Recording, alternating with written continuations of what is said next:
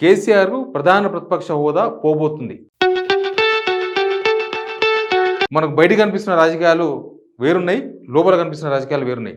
మీరు ఈ మధ్యకాలంలో చూస్తున్నాండి,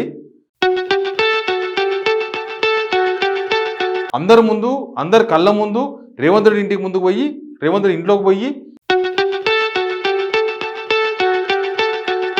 కాంగ్రెస్ వాళ్ళు ఏమంటున్నారు, రేవంత్ రెడ్డి గారు కానీ, పిసిసి ప్రెసిడెంట్ మహేష్ కుమార్ గౌడ్ గారు కానీ, మిగతా వాళ్ళు ఏమంటున్నారు,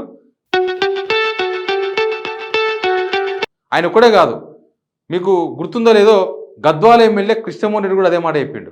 నేను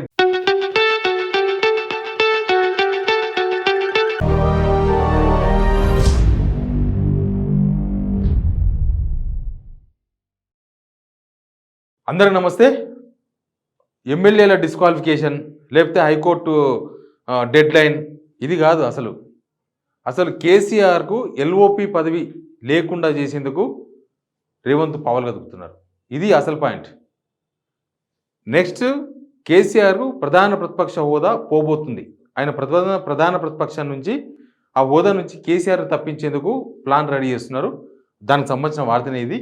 అందుకే కేసీఆర్ రేవంత్ చెక్ అని పెట్టినారు. ఎందుకంటే రాజకీయాలు మనకు బయట కనిపిస్తున్న రాజకీయాలు వేరున్నాయి, లోపల కనిపిస్తున్న రాజకీయాలు వేరున్నాయి. మీరు ఈ మధ్యకాలంలో చూస్తున్నాండి, ఎమ్మెల్యేలు పార్టీ మారిన ఎమ్మెల్యేలంతా మేము బీఆర్ఎస్ ఎమ్మెల్యేలమని చెప్పుకుంటున్నారు, మేము ప్రతిపక్ష ఎమ్మెల్యేలమని చెప్పుకుంటున్నారు. గాంధీ చూసినాం, అందరి కళ్ళ ముందు రేవంత్ రెడ్డి ఇంటికి ముందుకు పోయి, రేవంత్ రెడ్డి ఇంట్లోకి పోయి కాంగ్రెస్ కండువా కప్పుకొని, మిగతా కార్యకర్తలందరికీ కాంగ్రెస్ కండువాలు కప్పి, అసెంబ్లీలో కాంగ్రెస్ ఎమ్మెల్యే వెనుక కూర్చొని బీఆర్ఎస్ ఎమ్మెల్యేలకు అసలు టచ్లో లేకుండా, బీఆర్ఎస్ పార్టీ ఆఫీస్కి పోకుండా అది మన కళ్ళ ముందు కనిపించింది. ఇప్పుడు ఏమంటున్నాడు గాంధీ, నేను బీఆర్ఎస్ ఎమ్మెల్యేనే అంటున్నాడు. కాంగ్రెస్ వాళ్ళు ఏమంటున్నారు, రేవంత్ రెడ్డి గారు కానీ, పిసిసి ప్రెసిడెంట్ మహేష్ కుమార్ గౌడ్ గారు కానీ, మిగతా వాళ్ళు ఏమంటున్నారు, గాంధీ ప్రతిపక్ష పార్టీ ఎమ్మెల్యే అంటున్నారు. ఆయన ఒక్కడే కాదు, మీకు గుర్తుందో లేదో గద్వాల ఎమ్మెల్యే కృష్ణమోహన్ రెడ్డి కూడా అదే మాట చెప్పిండు. నేను బీఆర్ఎస్ ఎమ్మెల్యేనే, నేను అసలు కాంగ్రెస్లోనే చేయలేదని చెప్పిండ్రు. దాని వెనుక చాలా పెద్ద వ్యూహం ఉంది. ఆ వ్యూహమే కేసీఆర్కు ప్రధాన ప్రతిపక్ష నేతగా ఉన్న కేసీఆర్ని ఆ పదవి నుంచి దింపడం. రేవంత్ నెక్స్ట్ స్కెచ్ అది. ఎట్లా దింపుతాడు, ఎట్లా సాధ్యమవుతుంది అంటే చాలా ఈజీ. ఇప్పుడు కాంగ్రెస్లో ఇదొక ఆల్రెడీ దానికి సంబంధించిన బేస్ అంతా రెడీ అయినట్టుగా చెప్తున్నారు. ఏంది అసలు వీళ్ళ బేస్ ఏంటంటే, యాక్చువల్గా 3 ఎమ్మెల్యేలకు సంబంధించి 1 మంత్ గడువు, 4 వారాల గడువు పెడుతూ హైకోర్టు ఒక తీర్పు ఇచ్చింది. ఆ గడువు ఎప్పుడు ముగుస్తుందంటే అక్టోబర్ 8వ తేదీకి నెల అయిపోతుంది. అక్టోబర్ 8వ తేదీలోపు ఈ 3 ఎమ్మెల్యేలు దాన నాగేందర్, తెల్లం వెంకట్రావు ప్లస్ కడియం శ్రీహరి, ఈ 3 ఎమ్మెల్యేలకు సంబంధించిన ఏదో ఒక నిర్ణయం తీసుకోవాలి స్పీకర్ ఆఫీస్ అని ఒక నోటీస్ ఇచ్చిండ్రు వాళ్ళు. ఇప్పుడు ఆ 3 ఎమ్మెల్యేలను తేల్చే లోపే, అంటే నెక్స్ట్ మంత్ 8వ తేదీ లోపే కేసీఆర్ని ప్రధాన ప్రతిపక్ష లీడర్గా పదవి విచ్యుతిని చేయాలి, అంటే పదవి నుంచి దింపాలి. ఇది రేవంత్ రెడ్డి ప్లాన్. కాంగ్రెస్లో ఒక చేసిన స్కెచ్ ఇది. ఆయన ఢిల్లీ టూర్లో పోయి చెప్పింది అదే, ఇక్కడ మాట్లాడుతున్నది అదే, నెక్స్ట్ జరగబోతుంది కూడా అదే అనిపిస్తుంది నాకు. ఎందుకంటే ఇప్పటికీ 10 మంది ఎమ్మెల్యేలు కాంగ్రెస్లో ఉన్నారు. తర్వాత ఇక 25 మంది ఎమ్మెల్యేలు బీఆర్ఎస్లో ఉన్నారు. నేను చెప్పేది టెక్నికల్గా కాదు, మనం నేచర్ ఆఫ్ లా అంటారు కదా, వాళ్ళు ఆల్రెడీ 10 మంది పోయినరు, ఇంకా దీనిలో ఉన్నారు. దీనిలోకి వెళ్ళి ఇంకొక 10 మంది ఎమ్మెల్యేలను కాంగ్రెస్ గుంజేందుకు ప్రయత్నాలు మొదలుపెట్టింది. ఇంకో 10 మంది ఎమ్మెల్యేలను కాంగ్రెస్లో చేర్చుకునేందుకు చాప కింది నీరులాగా ఆల్రెడీ వర్కౌట్ స్టార్ట్ చేసిండ్రు. మనం అన్నట్టు 26 మంది జైన్ కావాలి, 26 మంది కావాలంటే ఇంకా 16 మంది కావాలి. 16 మంది చేరడం సాధ్యమా? 16 మంది చేరకపోతే ఇలా పదవి పోతుంది కదా, కాదు. ఇప్పుడు ఏం చేయబోతున్నారంటే ఈ 25 మందిలోకి వెళ్ళి 10 మందిని టార్గెట్ చేసిండ్రు. ఈ 10 మంది ఎమ్మెల్యేలు వస్తే వీళ్ళు 20 మంది ఎమ్మెల్యేలు అవుతారు. వీళ్ళు 20 మంది ఎమ్మెల్యేలు అయితే బీఆర్ఎస్ దగ్గర ఎంతమంది మిగులుతారు? 18 మంది ఎమ్మెల్యేలు మిగులుతారు.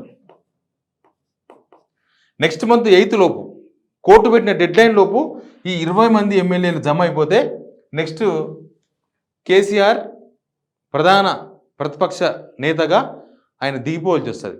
ఈ రెండు ఇక్కడ బీఆర్ఎస్, వీళ్ళంతా ఒక గ్రూపు, బీఆర్ఎస్ రెబల్డ్, వీళ్ళంతా బీఆర్ఎస్. చూసినప్పుడు వీళ్ళకన్నా వీళ్ళు ఎక్కువ మంది ఉన్నారు. వీళ్ళందరూ కలిసి ఏం చేస్తారంటే, మా ప్రధాన ప్రతిపక్ష నేత, మా పక్ష నేతను మేము ఎన్నుకుంటున్నాం, మేమే ఎక్కువ మంది ఉన్నాం, అవసరమైతే కేసీఆర్ అసెంబ్లీకి వస్తలేరు కాబట్టి మేము ఇంకొక నేతను ఎన్నుకుంటున్నాం అని కూడా చెప్పొచ్చు. స్పీకర్కి ఒక లెటర్ ఇస్తే అయిపోతుంది, సిస్టమ్ అది.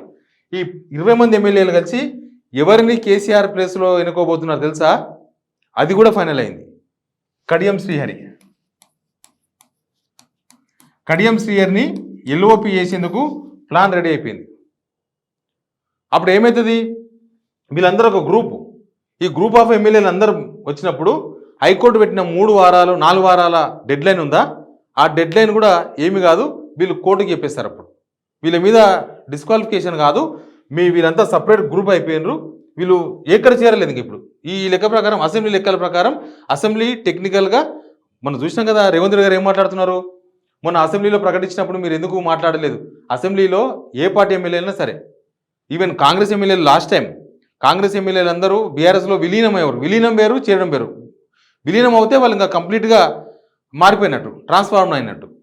విలీనం కాకపోతే వాళ్ళు టెక్నికల్గా ఆ పార్టీ ఎమ్మెల్యేలే. ఇప్పుడు కమ్యూనిస్ట్ పార్టీకి ఒక ఎమ్మెల్యే ఉన్నాడు, ఆయన ఒకడే ఉన్నాడు కాబట్టి చేరకపోయినా ఆయన ఆ పార్టీ ఎమ్మెల్యేనే ఉంటాడు. ఇప్పుడు బీఆర్ఎస్ నుంచి 26 మంది ఎమ్మెల్యేలు చేరకపోతే వాళ్ళు బీఆర్ఎస్ ఎమ్మెల్యేలుగానే పరిగణించబడతారు. ఇప్పుడు 20 మంది ఎమ్మెల్యేలు చేరినా బీఆర్ఎస్ ఎమ్మెల్యేలుగా పరిగణించబడతారు. ఇప్పుడు ఏం చేస్తారంటే వాళ్ళు, మేము సపరేట్గా గ్రూప్ అయినామని చెప్తారు. మేము సపరేట్ గ్రూప్, ఈ బీఆర్ఎస్ నుంచి అవుతారు. మనకు వైఎస్ రాజశేఖర రెడ్డి టైంలో జగ్గారెడ్డి, సత్యనారాయణ రెడ్డి గారు, తర్వాత శార్వా రాణి గారు, ఇట్లా ఒక 5 మంది సపరేట్ గ్రూప్ అయిపోయినారు. వాళ్ళు ఇక్కడ నుంచి డిఫర్ అయి ఉంటారు. వాళ్ళు మొత్తం గవర్నమెంట్ సపోర్ట్ చేస్తూ ఉంటారు, కానీ మా సపరేట్ గ్రూప్ అని చెప్పి అసెంబ్లీలో గుర్తించండి అని చెప్పి చెప్తారు. సేమ్ ఇప్పుడు 20 మంది ఎమ్మెల్యేలు కూడా అసెంబ్లీలో సపరేట్ గ్రూప్గా గుర్తించండి అని చెప్పడానికి వాళ్ళకి హక్కు ఉంది.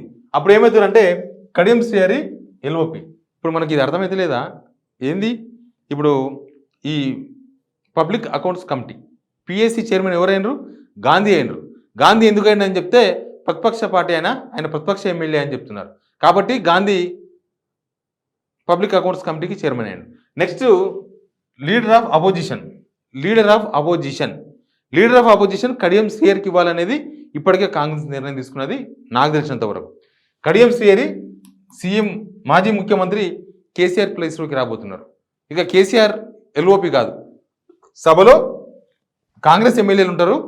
కాంగ్రెస్ ఎమ్మెల్యేలు 65 మంది, తర్వాత CPI 1, MIM 7, BJP 8, BRS 18, BRS rebels 20 మంది. ఇప్పుడు ఏంది, ఎవరికైతే ఎక్కువ మంది సభ్యులు ఉంటారో వాళ్ళు ప్రధాన ప్రతిపక్ష హోదా, వాళ్ళు ఎల్ఓపి అవుతారు ఆ గ్రూప్ నుంచి.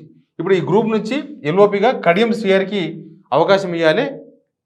కడియం శ్రీహరికి ఎందుకు ఇవ్వాలంటే, ఒక దళిత సామాజిక వర్గం సంబంధించిన ఇస్తే బీఆర్ఎస్ నుంచి అటాక్ చేయడానికి అంత సాహసం చేయరు, కొంత అటాకింగ్ను కంట్రోల్ చేయొచ్చు అనేది కాంగ్రెస్ ప్లాన్. నెక్స్ట్ జరగబోతున్నది ఇదే. అందుకే కేసీఆర్ రేవంత్ చెక్ అని పెట్టినా ఇప్పుడు బీఆర్ఎస్ అలర్ట్ కావాలి. బీఆర్ఎస్లో ఉన్న 28 మంది ఎమ్మెల్యేలలో 10 మంది ఎమ్మెల్యేలు వాళ్ళు ప్రయత్నం చేస్తూ ఉన్నారు. కాంగ్రెస్ వాళ్ళు 10 మంది ఎమ్మెల్యేలు కనుక కాంగ్రెస్ వైపు పోతే, అంటే ఈ రెబల్ ఎమ్మెల్యేల వైపు పోతే, ఇప్పుడున్న ఈ 10 మందితో పాటు ఆ 10 మంది కనుక జమ అయితే నెక్స్ట్ కేసీఆర్కు ప్రధాన ప్రతిపక్ష హోదా ఉండదు. ఇది కాంగ్రెస్ రేవంత్ రెడ్డి వేసిన స్కెచ్. ఇది నేను ముందే రివీల్ చేస్తున్నా, నాకు తెలిసిన సమాచారం మేరకు.